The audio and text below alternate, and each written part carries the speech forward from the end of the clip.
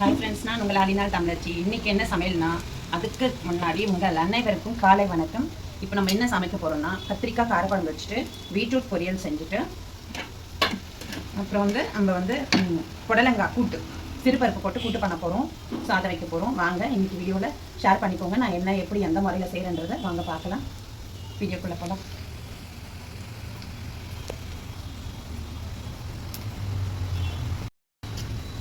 நான் இப்போது சீரகமும் கடுகும் போட்டு வெங்காயம் போட்டு தாளிச்சிருக்கேன். இது கத்திரிக்காய் கார குழம்புக்கு. ஓகேங்களா?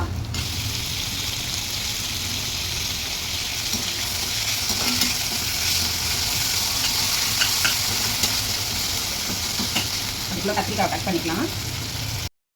பார்த்தீங்களா? இப்போ நம்ம கத்திரிக்காய் நான் வீடியோ எடுக்கிறதே மறந்துட்டேன். கொஞ்ச நேரம் கத்திரிக்காவை கட் பண்ண பார்த்தீங்களா? கட் பண்ணிவிட்டு உடனே கத்திரிக்காய் எண்ணெயில் போட்டு வெங்காயம் தக்காளி போட்டு வதக்கிட்டு அப்படியே கத்திரிக்காய் போட்டு மிளகாத்தூள் உப்பு மஞ்சத்தூள் இதெல்லாம் போட்டுட்டேங்க. போட்ட உடனே தான் ஐயோ நம்ம வீடியோ எடுத்துகிட்டு இருக்கோமே, மறந்துட்டோமே, இந்த இடைவெளி கொஞ்சம் கேப்பில் மறந்துட்டோமே அப்படின்னு சொல்லிட்டு ஞாபகம் திரும்ப இப்போ ஆன் பண்ணிவிட்டு இப்போ என்ன ஸ்டேஜுக்கு நம்ம பண்ணியிருக்கோம் அப்படின்றத உங்களுக்கு நான் ஷேர் பண்ணிக்கிட்டேன். ஓகேங்களா? இப்போ குழம்பு ஃபுல்லாக முடிஞ்ச உடனே நம்ம பார்க்கலாம். அடுத்தது பீட்ரூட் பொரியல் பண்ணிக்கலாம். பீட்ரூட் கட் பண்ணி வச்சுக்கிட்டேன். இது மாதிரி நீட்டாக கட் பண்ணி வச்சுருக்கேன்.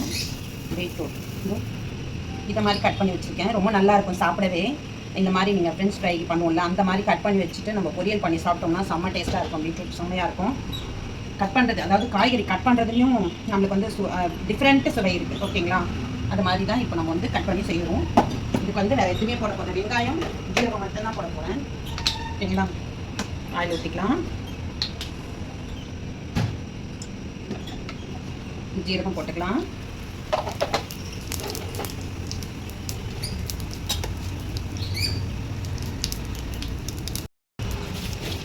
ஒரு பச்சை மிளகாய் போட்டுக்கலாம். வெங்காயம் போட்டுட்டு அப்புறம் பச்சை மிளகாய் போடலாம். இல்லைன்னா வெடிக்கும். பச்சை மிளகாய் எண்ணெயில் டைரெக்டாக போட்டால் பச்சை மிளகாய் வெடிக்கும். அதனால் இது ஒரு நல்ல ஃப்ளேவராக இருக்கும் பச்சை மிளகாய்.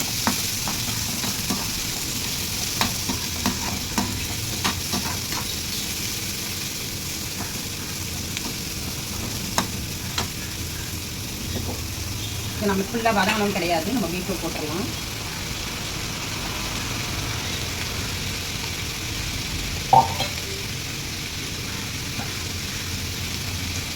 தேவையான அளவு உப்பு,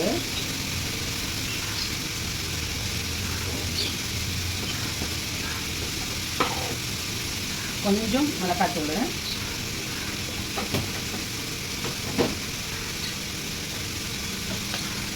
கொஞ்சம் சிறுபருப்பு,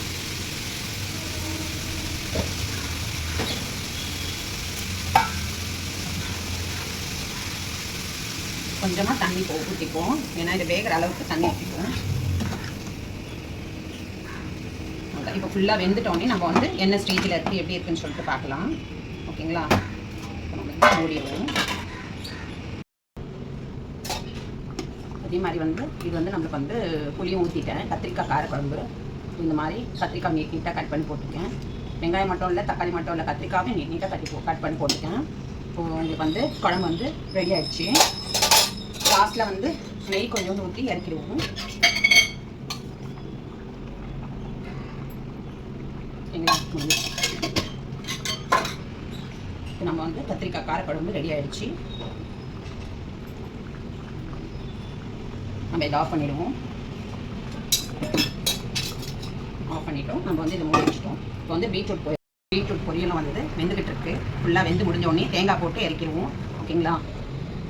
இன்னொன்னா தெரியுங்களா? இப்போ நம்ம இது கடுகு வெந்தயம் இது நம்ம பண்ணுறோம் பார்த்தீங்களா? நான் தொக்கு பிஸ்னஸ் பண்ணுறேன்னு உங்களுக்கு தெரியும். எல்லா வித தொக்குங்களும் நான் செஞ்சு வீட்லேயே ஹோம் ஃபுட்டாக செஞ்சுக்கிட்டு இருக்கேன். அதனால உங்களுக்கு தெரியும். அதுக்காக நான் பொடி பண்ணி வச்சுருக்கேன். வெந்தயமும் கடுகும் இந்த காரக்குழம்புல கொஞ்சமாக இதை அப்படி போட்டு வச்சுட்டு சாப்பிட்டோம்னா நல்லா சுவையாக டேஸ்ட்டாக மனமாக இருக்கும். இதை நீங்கள் ட்ரை பண்ணுங்கள். ஓகேங்களா? இது நம்ம எந்த பொரியலுக்குமே சரி கொஞ்சம் போட்டுக்கிட்டோம்னா ரொம்ப டேஸ்ட்டாக இருக்கும், சுவையாக இருக்கும். நீங்களும் இதே மாதிரி ட்ரை பண்ணுங்கள். எப்படி தெரியுமா இருக்கும்? நெய் ஊற்றிருக்கும் காரக்குழம்பு. அதாவது எண்ணெய் நல்ல நெய்யில் தாளித்து நல்ல நெய்யில் வதக்கி நம்ம நல்ல நெய்யில் எண்ணெய் கத்திரிக்காய் குழம்பு வைக்கிறோம். ஓகேங்களா? அதுக்கு அடுத்தது இதில் இன்னொரு ஸ்பெஷல் என்னென்னா நல்லெண்ணெய் போட்டு செய்யறதே ஸ்பெஷல் தான். சூப்பர். இது மனமாக இருக்கும், சுவையாக இருக்கும். அடுத்தது வந்து நம்ம வந்து நெய்யும் விட்டுருக்கோம் இதில், அதுவும் செம டேஸ்ட்டாக இருக்கும், ஸ்மெல் சூப்பராக இருக்கும். அதுக்கப்புறம் லாஸ்ட்டு ஃபைனல் டச் வந்து இந்த கடுகும் வெந்தயமும் வறுத்து தூள் பண்ணி வச்சுருக்கேன்ல, இதை போட்டது. இது மூணுமே நமக்கு வந்து இந்த குழம்புக்கு வந்து ஹைலைட்டாக எடுத்து கொடுக்கும், சூப்பராக இருக்கும், டேஸ்ட்டாக இருக்கும். இதை நீங்கள் எல்லாமே நிஜமாகவே ட்ரை பண்ணி சாப்பிட்டு பாருங்கள் எப்படி இருக்குன்னு எனக்கு கமெண்ட்டில் சொல்லுங்கள், ஓகேங்களா? நம்ம வந்துட்டு பெரிய குக்கர் கொஞ்சமாக தான் கூட்டு பண்ண போகிறோம். ஆனால் ஏன் இவ்வளோ பெரிய குக்கர் வச்சுருக்கீங்க அப்படின்றது இருக்கும். ஏன்னா என்கிட்ட சின்ன குக்கர்லாம் வந்து இதுவாயிடுச்சு, வெடிச்சிருச்சு.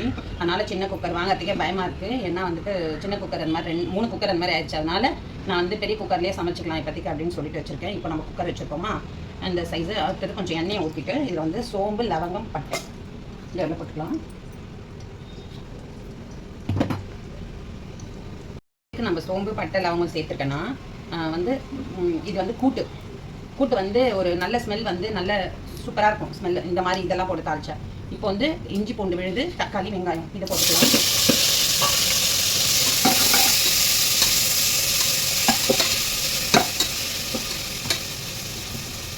அடுத்தது காய் வந்துட்டு கட் பண்ணி வச்சுட்டேன், புடலங்காய் வந்து கட் பண்ணி வச்சுட்டேன், அதையும் போட்டுக்கலாம். அடுத்தது இதில் வந்து பச்சை மிளகாவும் சேர்த்துட்டேன், பருப்பை கழுவி வச்சுட்டேன். கொஞ்சோண்டு துவரம் பருப்பும் கொஞ்சோண்டு பைத்தம் பருப்பும் போட்டிருக்கேன். அதாவது 1/2 கிளாஸ் துவரம் பருப்பு, 1/2 கிளாஸ் பைத்தம் பருப்பு போட்டிருக்கேன், 1 கிளாஸுக்கு போட்டிருக்கேன். இதையும் வந்து இதில் போட்டுக்கலாம்.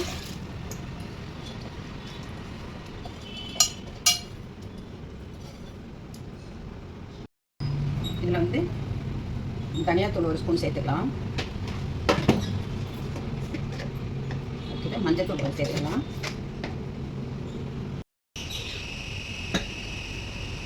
உப்பு வந்து தேவையான அளவு சேர்த்துக்கலாம்.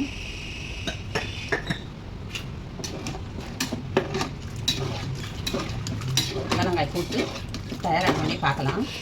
இப்போ நம்ம வந்து மூடி வச்சிடலாம்.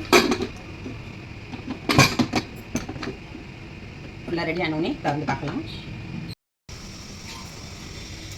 இப்போ வந்துட்டு நம்ம வந்து பீட்ரூட் வந்து என்ன ஸ்டேஜுக்கு முடிஞ்சிருக்குன்னு பார்க்கலாம் வாங்க.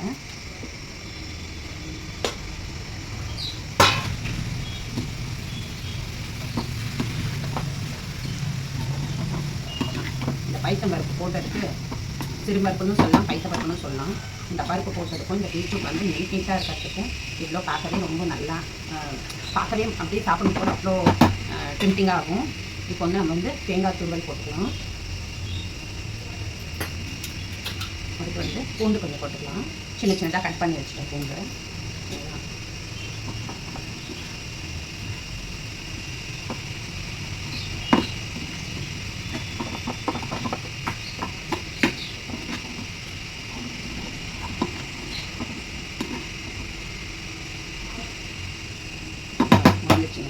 ஃபுல்லாகவே வந்து பீட்ரூட் பொரியல் செஞ்சு முடிச்சாச்சு. இப்போ நம்ம இதை ஆஃப் பண்ணிவிட்டு மூடி வச்சிடலாம். அந்த சிறுபருப்பு போட்டிருப்போம்ல அது, அதுக்கப்புறம் நீட்டாக பீட்ரூட் கட் பண்ணது, இதனுடைய ஸ்பெஷாலிட்டி இதுதான். அப்புறம் பூண்டு நறுக்கி போட்டது, ஒரு பச்சை மிளகாய் போட்டது, தேங்காய் துருவல் போட்டது, முக்கியமாக வந்து சிறுபருப்பு போட்டது செம்ம டேஸ்ட்டாக இருக்கும். சாப்பாட்லேயும் பசஞ்சு சாப்பிட்லாம். இது வந்து சைடில் தொட்டுக்கும் வச்சுக்கலாம். பீட்ரூட் எப்படி இருக்குன்னு இதையும் நீங்கள் ட்ரை பண்ணி பாருங்கள். இந்த முறையில் ட்ரை பண்ணி பாருங்கள். கூட்டு வந்துட்டு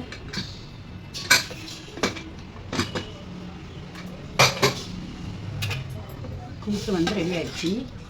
சூப்பராக பிரமாதமாக ரெடி ஆகிடுச்சு. வாசமும் செம்மையாக இருக்குது, ஓகேங்களா? இப்போ இதுக்கு வந்துட்டு மேலே தேங்காய் போட்டு இறக்கிற வேண்டியதுதான். பார்த்தீங்களா, தேங்காய் போட்டு இறக்கிடலாம்.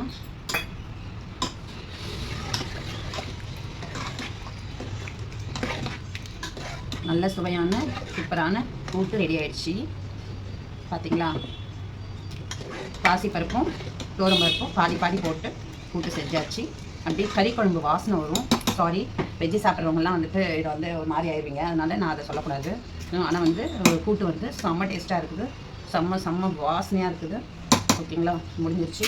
அடுத்து வந்து சாப்பாடு வந்து வெந்துட்டுருக்கு.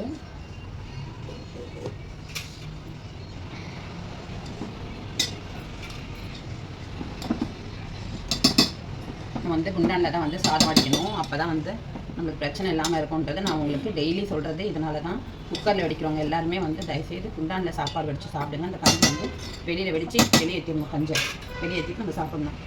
அதுதான் வெந்துருச்சு. சாப்பாடும் வெடிச்சிடலாம், ஓகேங்களா? நாங்கள் எல்லா சமையலும் முடிஞ்சிருச்சு. இன்றைக்கி சுட சுட சாதம், வடித்த சாதம், ஓகேங்களா? ஆவி பறக்க சுட சுட சாதம்.